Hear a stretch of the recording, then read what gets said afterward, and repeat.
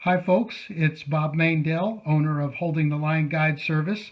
I'm back behind the video camera tonight because a number of you said, thanks Bob for the tips on how to attach the Hazy Eye Stinger Hook to a slab, but my eyes are 50, 60, 70 years old and we needed a little closer view. And so I'm going to do this without too much narrative tonight and show you a little closer view on how to attach the stinger hook to the slab.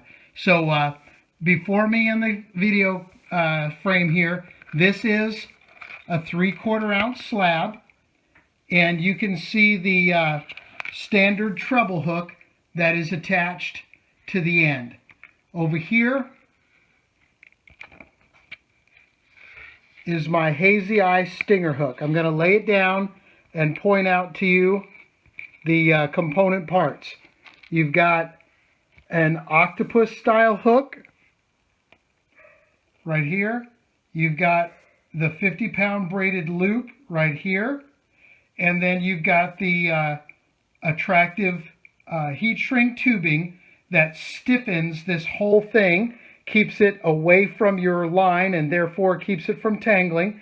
And it also keeps this braided loop from chafing on the outturned eye on the octopus hook. And so anyway, I'm going to go ahead and take the hook in hand. We're going to insert the braided loop into and through the line tie eye of the hook.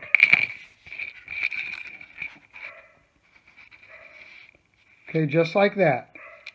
Then I'm going to take this braided loop and pass it around and over the bend of the hook.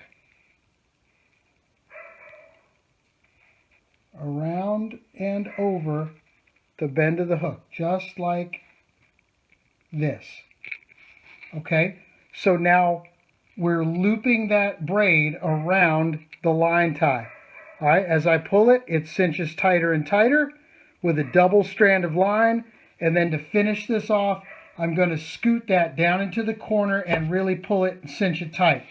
So now you can see the stiffness of the braid will hold that out away from the slab, and it'll also keep it from tangling up in your main line. So when it's finished, that's what it looks like, and that's what it's supposed to look like. Here's one thing I'm going to tell you about the effectiveness of this thing that you can verify for yourself. Unlike UV paint coatings and red colored hooks and lures of this color and that color, you're going to very quickly see for yourself on the water how effective this stinger hook is. And the way you'll know is just by simply observing which of the two hooks is actually inside a fish's mouth. Is it the treble hook or is it the stinger hook?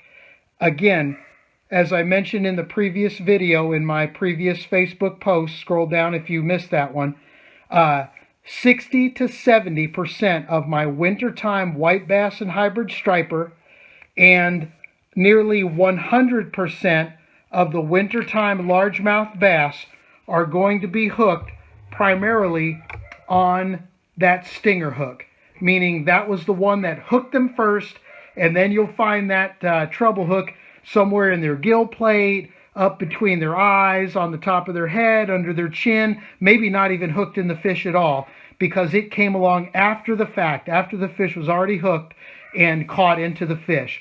So try a 3-pack, put one on your favorite slab.